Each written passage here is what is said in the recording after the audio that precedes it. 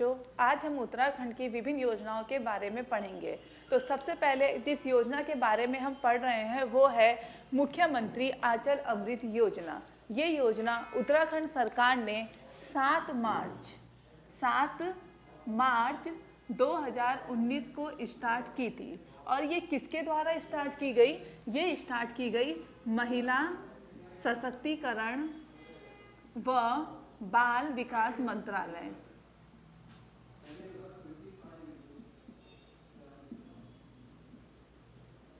बाल विकास मंत्रालय कौन सी योजना है? मुख्यमंत्री आंचल अमृत योजना। ये योजना 7 मार्च 2019 को महिला सशक्तिकरण व बाल विकास मंत्रालय द्वारा प्रारंभ किया गया।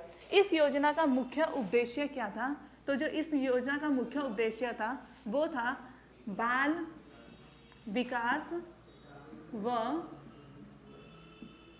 कुपोषण से बचाना। कुपोषण से बच्चों को बचाना। तो मुख्यमंत्री आंचल योजना का ये क्या था?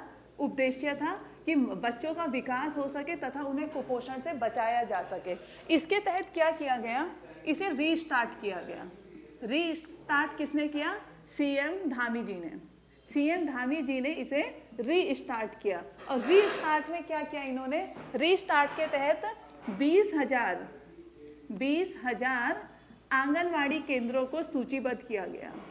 20,000 आंगनवाड़ी केंद्रों को सूचीबद्ध किया गया, जिसमें क्या किया जाएगा? सप्ताह में 2 बार जो 3 से 6 साल के बच्चे हैं, कितने के? 3 to 6 ईयर बच्चे, उनको क्या दिया जाएगा? 100 मिलीलीटर दूध दिया जाएगा।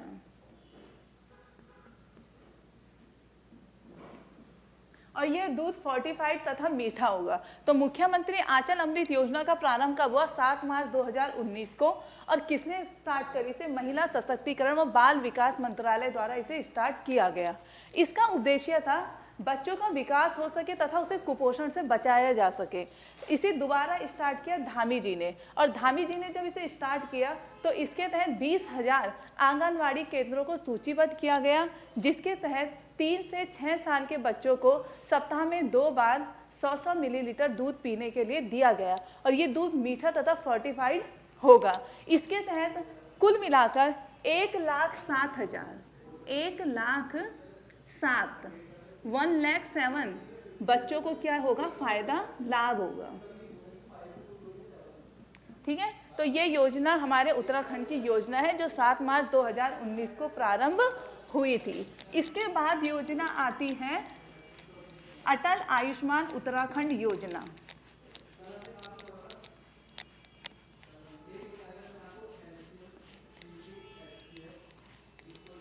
इसके बाद योजना आती है अटल आयुष्मान उत्तराखंड योजना। ये योजना अब सब जानते हैं, जो आयुष्मान योजना है ये 2 तरह से स्टार्ट की गई। एक तो केंद्र सरकार ने अपने स्तर में स्टार्ट करी और राज्य सरकार ने अपने स्तर पर स्टार्ट करी। उत्तराखंड इस योजना को राज्य स्तर पर प्रारंभ करने वाला पहला राज्य था। कैसा राज्य था? पहला राज्य था जिसने राज्य स्तर पर अटल आयुष्मान उत्तराखंड योजना को प्रारंभ किया। केंद्र सरकार में यह योजना 23 सितंबर 2018 को रांची, झारखंड से स्टार्ट की गई थी, जबकि राज्य सरकार द्वारा ये योजना 25 दिसंबर 2018 को स्टार्ट हुई थी। पर इन दोनों का उद्देश्य क्या था? सेम था। अब इसका उद्देश्य क्या था? इसका उद्देश्य था 5 लाख रुपए का, 5 लाख रुपए तक का क्या देना? व्यक्ति को सहायता देना। सहायता कैसे? जब किसी व्यक्ति को इलाज कराना है, वो किसी भी सरकारी या प्राइवेट हॉस्पिटल में अपना इलाज 5 लाख रुपए तक का फ्री में करा सकता है। तो आयुष्मान उत्तराखंड योजना, इसी की ये योजना केंद्र सरकार की तर्ज पर राज्य सरकार द्वारा स्टार्ट की गई थी। राज्य सरकार द्वारा इस योजना का नाम रखा गया है अटल आयुष्मान उत्तराखंड योजना, जबकि केंद्र द्वारा इसका नाम था अटल आयुष्मान योजना। केंद्र सरकार द्वारा ने 23 सितंबर 2018 को रांची झारखंड से, जबकि राज्य सरकार द्वारा 25 दिसंबर 2018 को स्टार्ट की गई थी। इन दोनों का उद्देश्य एक ही था कि कोई भी व्यक्ति 5 लाख रुपए तक का इलाज अपना मुफ्त में किसी भी सरकारी या प्राइवेट हॉस्पिटल में कर सकें।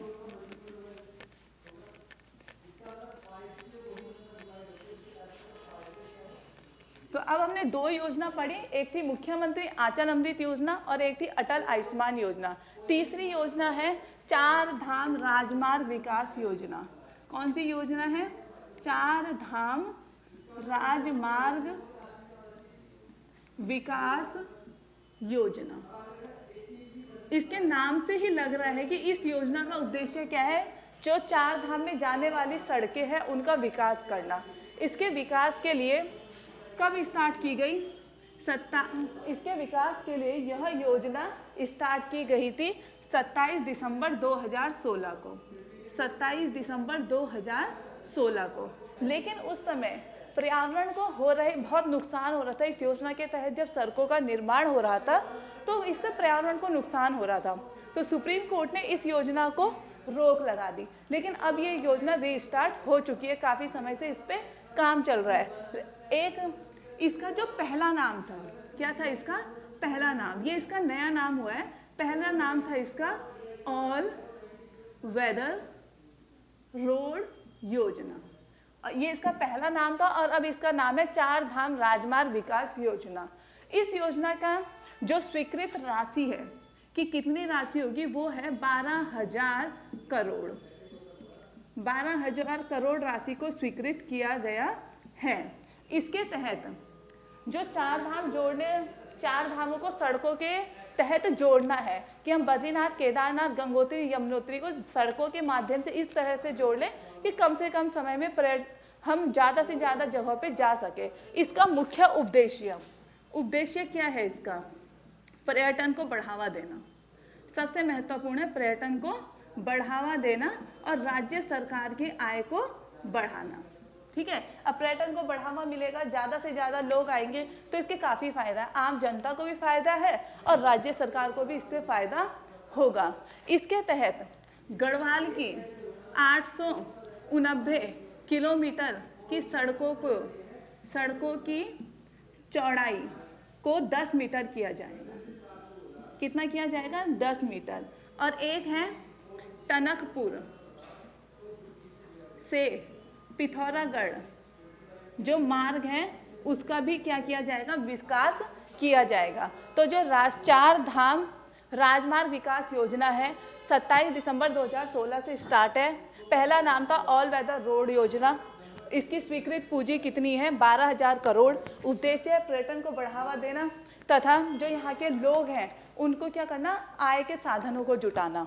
इसकी जो गढ़वाल में चार धामों से संबंधित जो भी रोड है उसमें 890 किलोमीटर की सड़कों की चौड़ाई कितनी करनी है? 10 मीटर तक करनी है। और इसमें टनकपुर से पिथौरागढ़ 48 किलोमीटर का एक मार्ग है जिसमें उसका भी विकास किया जाएगा। अब इसके बाद चार धाम राजमार्ग विकास योजना, इसे बीच में क्या कर दिया था? बंद कर दिया था। क्यों? क्योंकि सुप्रीम कोर्ट में इसमें रोक लगा दी थी। और रोक इसलिए लगाई थी क्योंकि इससे पर्यावरण को बहुत ज़्यादा नुकसान हो रहा था, परंतु अब इसको स्वीकृत कर चुके हैं। ठीक है, इसके बाद हम आएंगे उत्तराखंड किसान पेंशन योजना। कौन सी योजना है? उत्तराखंड किसान पेंशन योजना। ठीक है, अब सबसे पहले यह योजना कब प्रारंभ हुई? तो ये योजना प्रारंभ हुई थी 15 अगस्त 2014 को। और योजना क्या है? उत्तराखंड किसान पेंशन योजना, जो 15 अगस्त 2014 को प्रारंभ हुई थी। इसका उद्देश्य क्या था? उद्देश्य था किसानों की आर्थिक सहायता। क्या उद्देश्य था इसका? किसानों की आर्थिक सहायता। और एक दूसरा उद्देश्य था कि पलायन को रोकना। पलायन को रोकना। क्योंकि किसान क्या है, जब उनको आर्थिक सहायता नहीं मिल पाती, खेती से उनका पूरा नहीं हो पाता है, तो वो शहरों की तरफ आते हैं और शहरों में यहाँ रोजगार ढूंढते हैं जिससे कि उनकी आर्थिक सहायता हो सके। अब आर्थिक सहायता को करने के लिए सरकार को उन्हें क्या देना पड़ेगा? पैसा। तो सरकार ने निश्चित किया जिसकी 2 हेक्टेयर, कितनी? 2 हेक्टेयर तक की जमीन है, उनको 1000 रुपये प्रति माह दिए जाएंगे, जिससे वो क्या कर सकते हैं। इससे निश्चित किया गया कि अगर जो किसानों की कभी फसल खराब हो जाती है तो उनको आर्थिक सहायता मिल सके।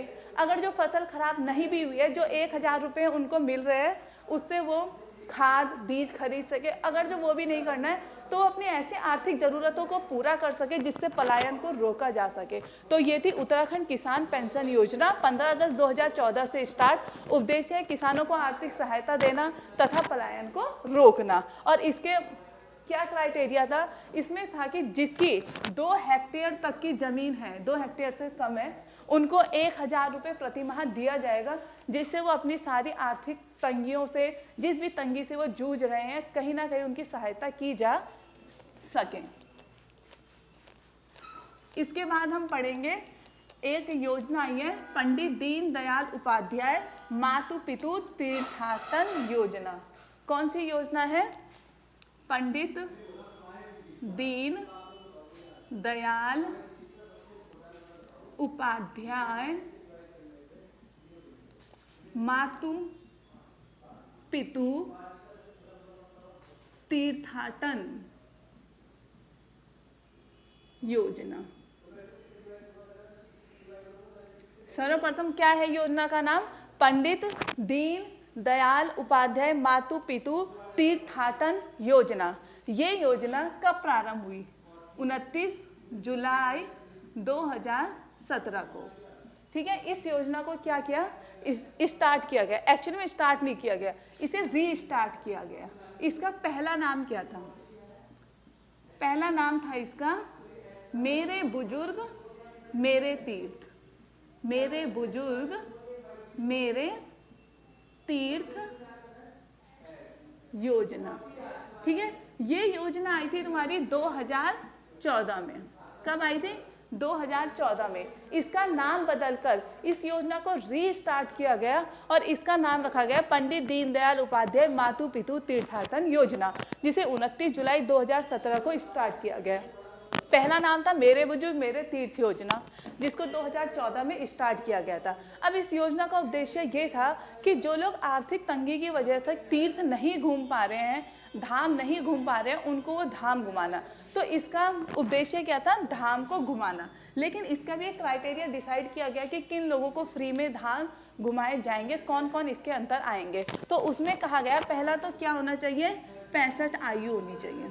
जिसको घुमाया जाएगा उसकी आयु 65 होनी चाहिए। वो आयकर ना देता हो, आयकर ना देता हो। और तीसरा था कि सरकारी पद पर ना हो, सरकारी पद पर ना हो। इसका अर्थ ये हो गया कि अगर जो तुम आयकर देते हो तो तुम पे इतना पैसा है कि तुम तीर्थ यात्रा कर सकते हो। तो पहला तो है जो आयकर ना देता हो, एक है कि सरकारी पद पर ना हो तब भी उसे तीर्थ यात्रा ले जाया जाएगा, और एक है 65 वर्ष की आयु वो कंप्लीट कर चुका है। एक सबसे इम्पॉर्टेंट चीज़ है कि इसके अंतर्गत 11 तीर्थों को शामिल किया गया है। कितने तीर्थों को? 11 तीर्थों को शामिल किया गया है, जैसे बद्रीनाथ, केदारनाथ, गंगोत्री, यमुनोत्री, पिराना, कलियर, ऐसे क्या है 11 तीर्थों को इसके अंदर शामिल किया गया है, जिसको क्या करेंगे जिन जिन उन तीर्थों पर ही व्यक्ति को घुमाने के लिए ले जाया जाएगा सरकार के द्वारा। इसके बाद एक वर्तमान में 2022 में योजना प्रारंभ हुई है जिसका नाम है उदयमान उत्तराखंड उदीयमान उन्नयन योजना। कौन सी योजना है वो? उदीयमान खिलाड़ी उन्नयन योजना। ठीक है, कौन सी योजना है? उत्तराखंड उदीयमान खिलाड़ी उन्नयन योजना। ये योजना कब प्रारंभ की गई? 29 अगस्त 2022 को। अब कोई बताएगा ये 29 अगस्त को ही क्यों प्रारंभ की गई? क्योंकि 29 अगस्त को है खेल दिवस। कौन सा दिवस है? खेल दिवस। तो खेल दिवस के दिन खिलाड़ियों के लिए कौन सी योजना प्रारंभ की गई? उदीयमान खिलाड़ी उन्मय योजना। इस योजना के तहत क्या निर्धारित किया गया? जो 8 से 14 साल के बच्चे हैं खिलाड़ी, ठीक है, उनको 1500 रुपये प्रति माह दिए जाएंगे। तो उदीयमान खिलाड़ी उन्मय योजना कब प्रारंभ हुई? 29 अगस्त 2022 को खेल दिवस के दिन उसे प्रारंभ किया गया, जिसके तहत 8 से 14 वर्ष के बच्चे जो खिलाड़ी है उनको 1500 रुपये माह दिया जाएगा। Thank you. अंक